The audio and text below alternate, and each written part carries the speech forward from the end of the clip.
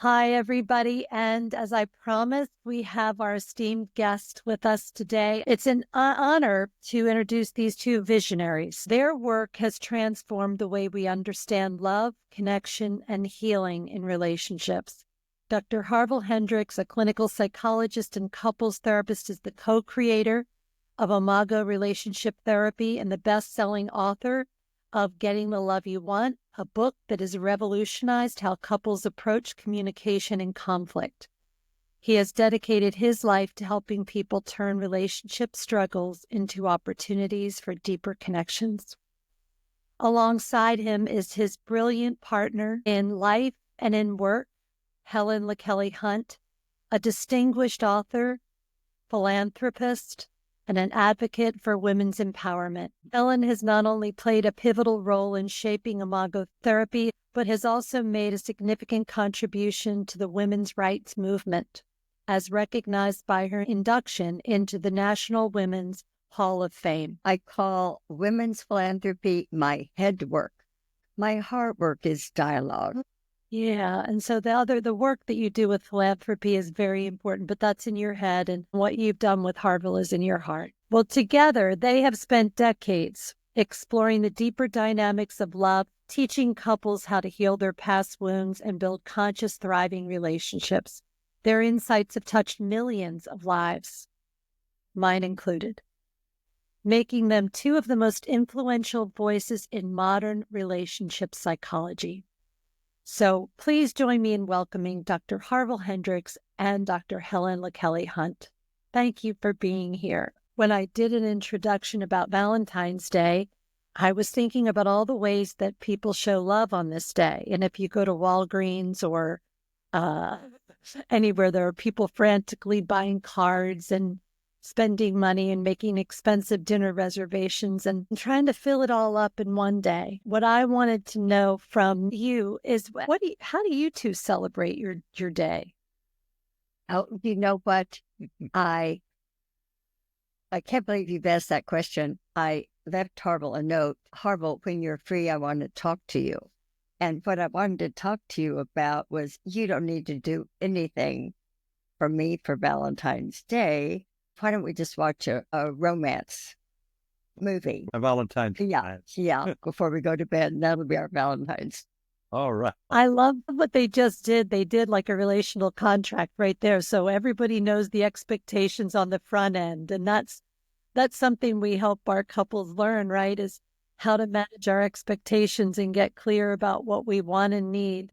But the point that you made about the process is that we talk about it so we know what the expectations are. Mhm. Like my natural inclination is going to be to send you flowers or to write you a poem or get a card, find you something. Yeah. Well, I just had a birthday and he wrote me a beautiful, he writes little poems. Poetry too. Oh, that's beautiful, Helen. But she makes it clear that she doesn't need anything or want anything except an experience, which is watching a Valentine love story.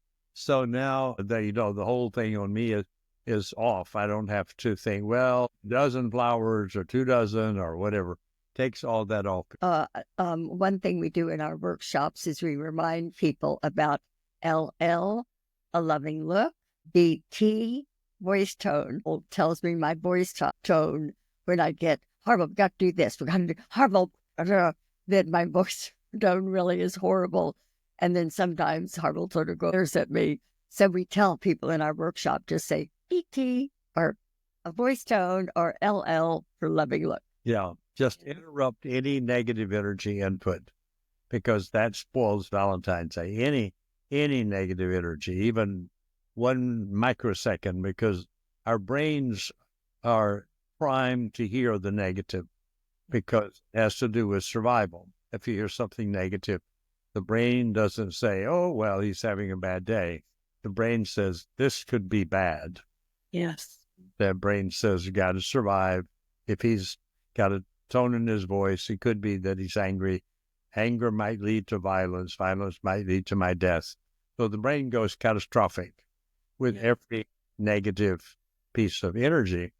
So the way to keep the relationship safe, and Valentine's Day all day is to keep it free from negativity all the time, every day. And people say, well, we can't do that. And we have to come back and say, well, then give up wanting a happy Valentine's Day or a great marriage, because negativity and great marriages don't go together.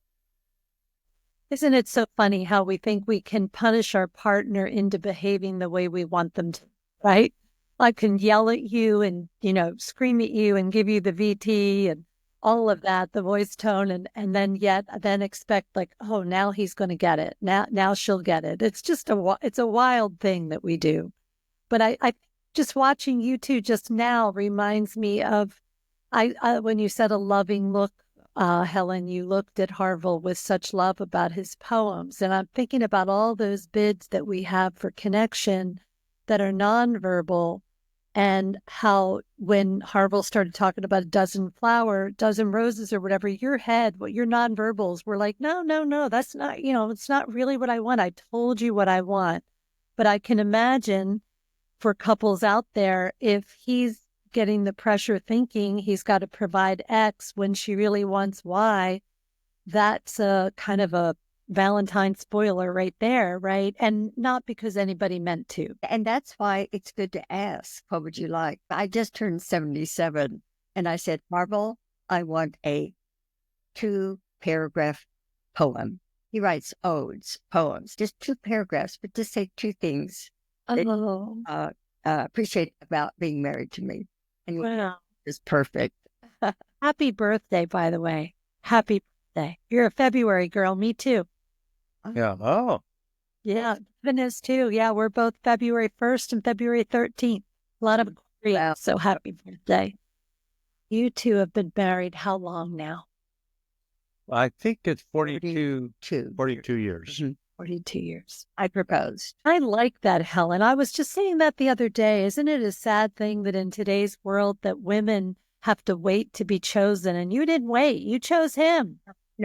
How do couples keep the spark alive? Here they are. Many people are sitting around today thinking about tomorrow, thinking about maybe what their first Valentine's days were like. And what do you tell couples about what can they do to just reignite the flame? You know what? That's where I think they should tell each other.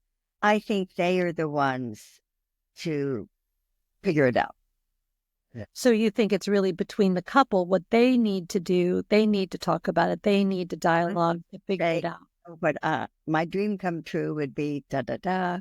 So that idea of keeping it between them, because one person's dream or one person's solution isn't the same for the other. What I'd like to add is, again, having to do with what we just said about negativity, that keeping the dream alive requires the removal of negativity. That is, you can't have emotional, romantic, sexual spark with negative energy.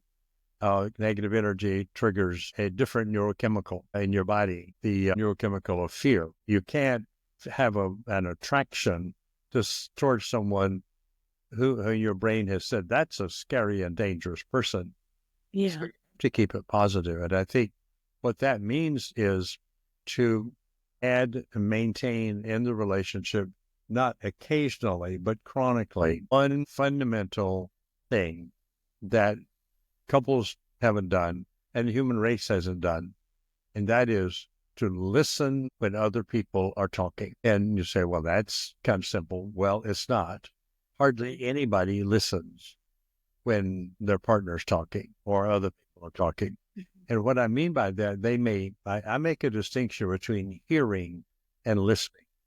They may hear the acoustical sounds, but they don't allow them to penetrate into the memory system itself, so that the distinction that Helen is now being herself and spending the part of herself in her words and in her looks and gestures that are her, and they're different from perhaps my fantasy of her or my wish that she would be a certain way or say a certain thing. Her reality is showing up in her languaging herself to me. And most of us and human beings for all of history have listened or heard in order to object, to counter, to compete, to annihilate, to just to establish that you're not right. Your world is not the world. My world is the world. And so that annihilation happens so suddenly and so normally between most couples all the time, not even knowing it. It's an awareness level that they're putting the other one down. So we say to couples in our workshops, and wherever we get a chance, when we get ready to train them in the dialogue process, which is talking and listening, talking without judgment, listening without criticism, connecting beyond difference. We say to them, this exercise, which is the first one you're going to do, so starts on Friday evening, first evening, is the hardest thing anybody's ever asked you to do. And that's to listen to your partner without running a narrative in your own mind about what your partner is saying. Just go quiet inside and let your partner come into your mind in her full objective otherness. Not judge it, comment on it, change it, or anything. Just accept it, receive it, and then say, thank you for sharing yourself with me. That is the most romantic thing you can actually do, because now when I do that, Helen's brain goes into, I'm safe here. Now her neurochemistry of endorphins and dopamine gets triggered by her brain, and then she wants to be with me, and then we'll have fun together. We might play together. We might make love together because it's safe. And when we say it's safe, means I don't have to be defended. My brain doesn't have to have its little armory up and running to see if there are any enemies coming after me. So I can relax and play. And that's where romantic experiences and positive emotional experiences happen. And they don't happen without that environment. Everything else is transactional. Could I add to this? Webster Dictionary used to have a word in it that they took out. And the word was SOELLY, solely. And then suddenly it changed and it became two words. And they became two words, silly and holy. And we tell our couples, if you want to be more holy, be more silly. And it's really hard to be conflicted when you're having fun. No, it absolutely. And what you're reminding me of when you talk about that safety, the silliness, the fun, when I asked you the question about how do we reignite it, if we remember in the very beginning, that's what it was like. No defenses, stay up all night and talk, and there's a lot of sex. You're not guarded. And what you're saying is to ever find that again or reignite that, we need to create that safety with each other and that negativity. I know when I roll my eyes at Kevin, right? I mean, it's not anything I'm proud of, right? But I know when I've done it and how it's hurtful, showing that sort of contempt. And even though I haven't said anything, I'm innocent, right? I'm innocent. I haven't word. That it's very hurtful. But that negativity, we have to get really self-aware, don't we, in order to avoid the negativity. We have to. And it's hard to get self-aware and regulate it because our brains there's a thing called negativity bias, that our brains have been programmed, trained, and shaped over thousands and thousands of years to look for the negative because the brain is interested only in survival. So it has to see, are there any enemies out there? So until there is a period of time where there are no negatives, the brain is not going to go and relax. It's going to be on alert. So the brain has to have enough peaceful days, peaceful times, and enough. I think the other thing we talk about with couples is enough memories in which we're safe and joyful to say, okay, I'm now anticipating, because the brain is an anticipatory organ. I'm now anticipating that when I go to our apartment next door, that Helen's going to, no matter what, you're going to send a positive message, and I can anticipate that. But if we've had bad times, then my brain's going to anticipate I'm going to get a negative message. So you really have to have also a history of positive memories in the forefront of the brain in order to really feel safe enough with the partner to relax and play and then be romantic in whatever way you want to be. And you know what I really appreciate you just did a few minutes ago? I think you said, when I roll my eyes in a negative way, it just really hurts him. It might be good for the two of you to sit down and list 3 things you think you do that bothers the other, and then both of you create 7 things that you both would like to. Yeah, so you're getting really specific. So sitting down with your partner and saying, what are the 3 things I really do that drive you crazy or hurt you? And then what are the 7 things you really need from me that I don't give you enough of?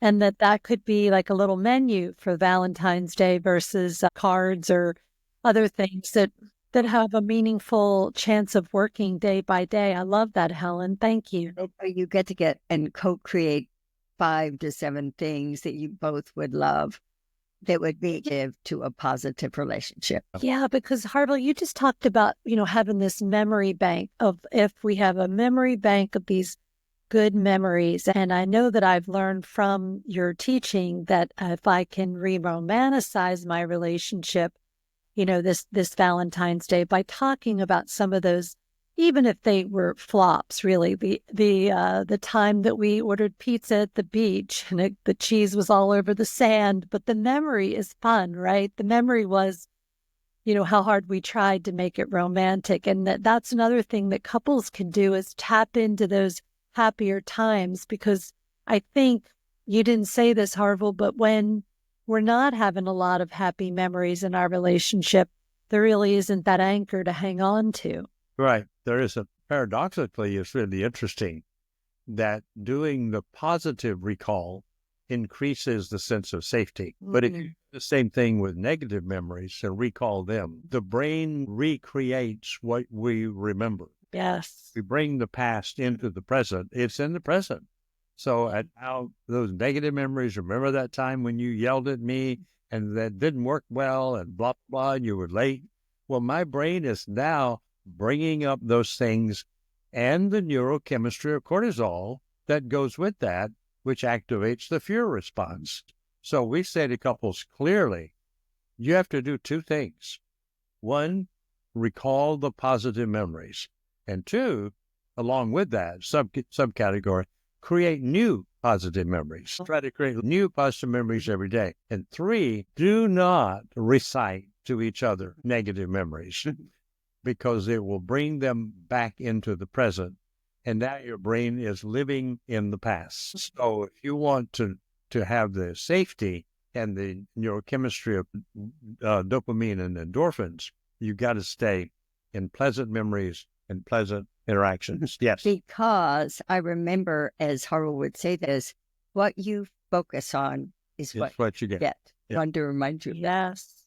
Absolutely. It is so true. It's very hard when we have these problem-solving brains to not dwell on the negative, the negativity bias, and we have to really be conscious and kind of do the counterintuitive thing, which is, I'm not going to bring that up. And I do. It goes back to what we started with how do I think that by telling you about all the things in the past you've done wrong, that's going to suddenly make you be kind to me or loving? And it is just something that people do. Now, you two developed a zero negativity calendar. When I think about this, and when I have a couple who's really locked up into like a lot of negative patterns in their relationship, I always recommend what you two have developed. Would you tell our listeners more about the zero negativity, how to do it? Actually, I think it was my idea. I went to the drugstore and I've just come back with a calendar. And every night, let's put a little check mark if we went to bed feeling connected, and put an X if we feel distant. No matter what problem we had during the day, that we went to bed connected. I can't help but point out that you took the odd day. I know. And I took the even. Mine being odd. Really, I was thinking about how necessity is the mother of invention with the zero negativity calendar and how creative it was, but it certainly does break the pattern when we start to get really conscious. Now, did you also develop something where you would say, ouch? Yeah, Yeah. and ouch. But then also the big one is to convert a frustration into a request. As your partner, there was something that happened yesterday. May I have an appointment to tell you about something that happened and how I felt about it? And what I want. I'm asking Harville. He goes, okay, Helen, I'm really, really, really busy about 4:30 this afternoon. And we make an appointment, and we call it convert a frustration into a request. Harville, there was an ouch about so-and-so, what I wish you would have done, da, da, da, da, da. Yeah. Tell your partner what you'd like. Yeah. And I love that. Turning every complaint into a wish, like it's a wish in disguise, right? I'm sure that's one of your brilliant statements. maybe Harville goes, well, I can't do that 100%. How about so-and-so? And we compromise until we're both happy. Yeah. Like you never remember Valentine's Day would be converted to, I just wish that you would acknowledge the day. It would mean so much to me versus, the punitive. And so that has always stayed with me, that behind every complaint is a wish in disguise. I just love that. Yeah. And it is. If you want something, that's why you're complaining. Something's missing. And we focus on what's missing rather than on what we want. So as you said earlier, as long as you focus on what's missing, it'll always stay missing. Sure. Other things will probably go out with it. So, but if you want something, be clear about it, and also turn it into a behavior. Now, I like to have Valentine's Day and celebrate it by taking me out to dinner, buying me some flowers, giving me a hug when you come home. The partners need specifics so they do it, because all of us take an abstraction like be more loving and turn it into our view of what more loving is. And it's always not what the partner wants, because we're two different brains. And so we have to say, what's in your brain about what loving is? And it's like, well, a hug. Okay, I can do hugs. And we do that and stretch. There's one thing I want to add to this conversation. That is, some people do not experience Valentine's Day positively. They dread it, and they have negative emotional experiences on that. And there's there are a group of us, and I say us human beings, who, when we were little, were related to in such a way that we cannot receive positive messages, because in childhood, the positive messages were never real. So you can trust them. And so we wrote a whole book on this called Receiving Love. And that is that some of us, because of our childhoods, although we may be in a working marriage, we have difficulty receiving love, receiving positive energy. So I think just as an awareness that if when your partner gives you something, you feel like you want to push it back. And I know that there's a part of me that way, because when I grew up, if you got something, you had to give something. And it might be, you better be appreciative of that. But you always had to pay for what you were given. There were no gifts. They gave them to you and called them gifts, but they were actually trades. And sometimes that's a mild thing. It can get even worse. What got that clear in our minds many years ago was a client who said that in her childhood, that her mother was fussing at her and said to her, "You will never be loved." And her brain recorded that as, "Don't ever let anybody love you. You're not worth being loved." So then you get something, you say, "I'm not worth having this." You don't go through that. You don't go through saying that. You just feel awkward, like, let's don't do that. And don't do anything for me. And I don't want to be told that I'm bad for taking something. And I also don't feel like I'm worth having anything.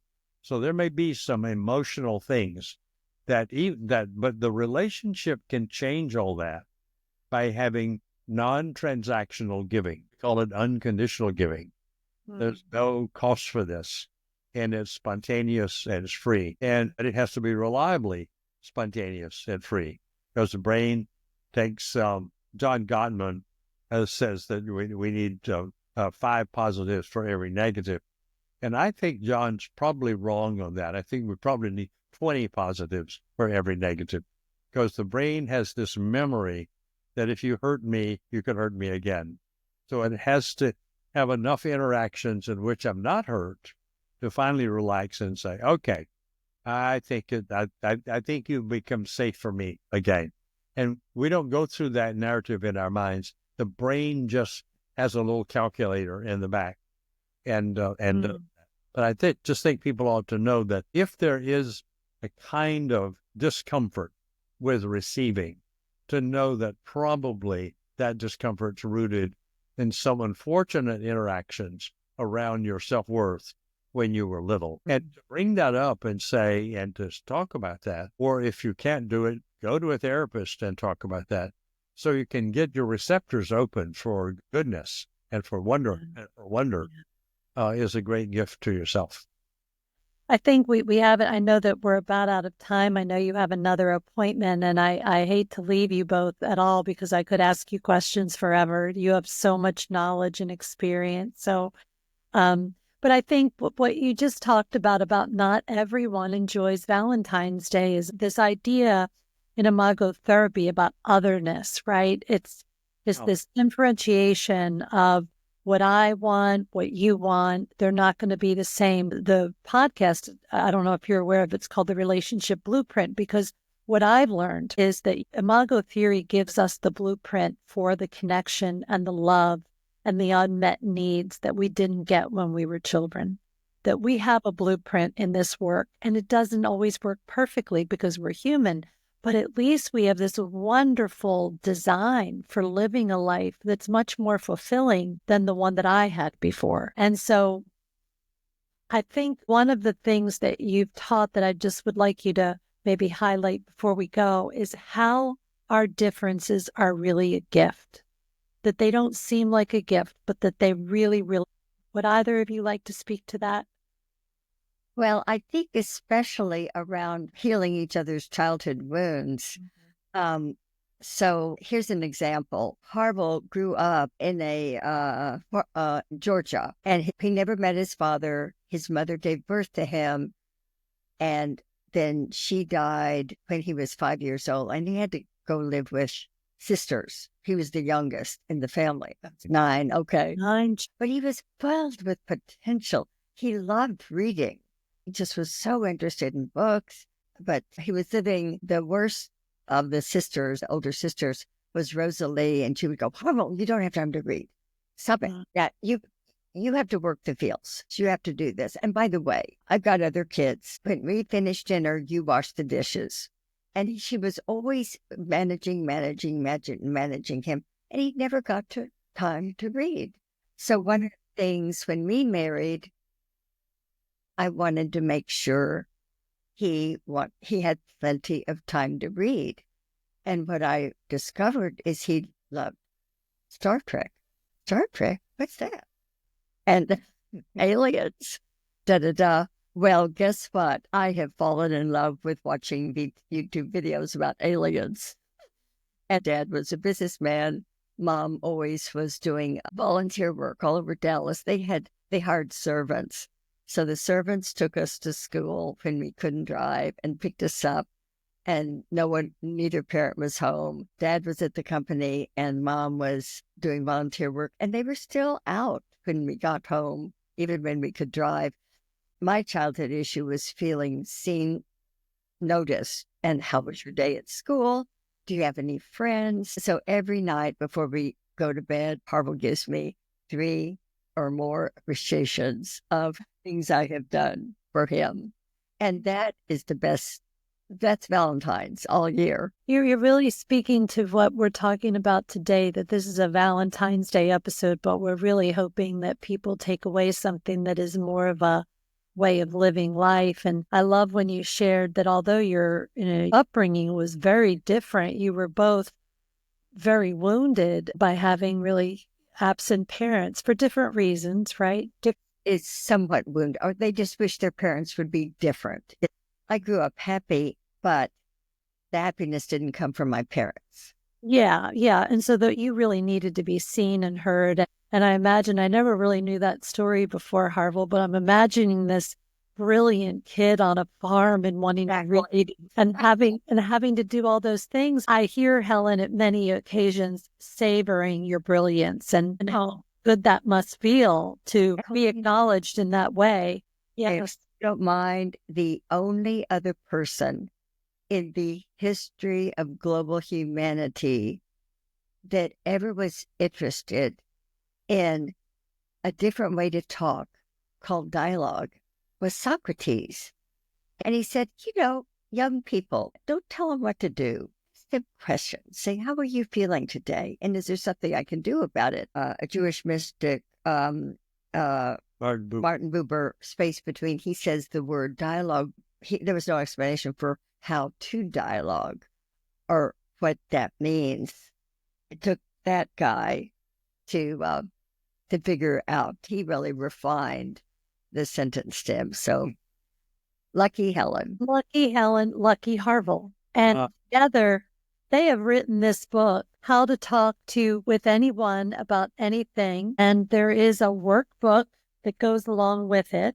And I will have this in the notes on the podcast. And really quickly, I know you have to go, but can you tell the folks about your next workshop if they want to see the founders of this theory doing a couples workshop? Could you talk about that a little bit? Go on our website, Harville and Helen, one word, harvillandhelen.com.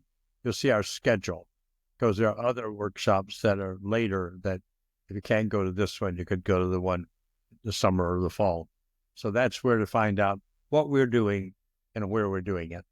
And I have to tell you this, both of you, that I found your work in 1987 on Oprah, and I was in an unhappy marriage and I didn't have access to a workshop. So fast forward, I get divorced. I'm dating a marriage family therapist with a commitment problem.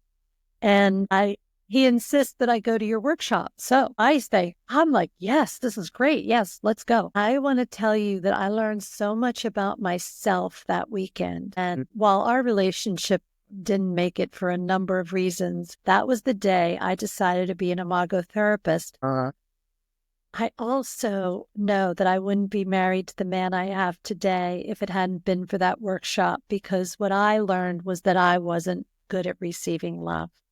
Oh. And I was choosing people who were unavailable. And once I learned that about myself, I had to learn how to get real comfortable with somebody who adored me, which was so foreign to me that it felt like I was wearing sandpaper. So I think that what your work has done for me personally and all of the couples that I've had the opportunity to work with is so transformative. And I just love you both and thank you deeply for being with me today and for all the work you continue to do. Yes. Well, thank you for having us. Yes. You are so honoring. Yes. And we appreciate you and all that you have done for couples and how you have distributed Imago across the world. Well, we're just starting. We're going to keep it up. There's so much to spread. So thank you both. Happy Valentine's Day. And Valentine's Day to you. Yes. Well, yeah, let's say year. Valentine's year. Yeah. Yeah, forever. This is the Relationship Blueprint, and where we unlock our power of connection. And we'll see you next time on the Blueprint. Thank you, everybody. Wonderful. All right.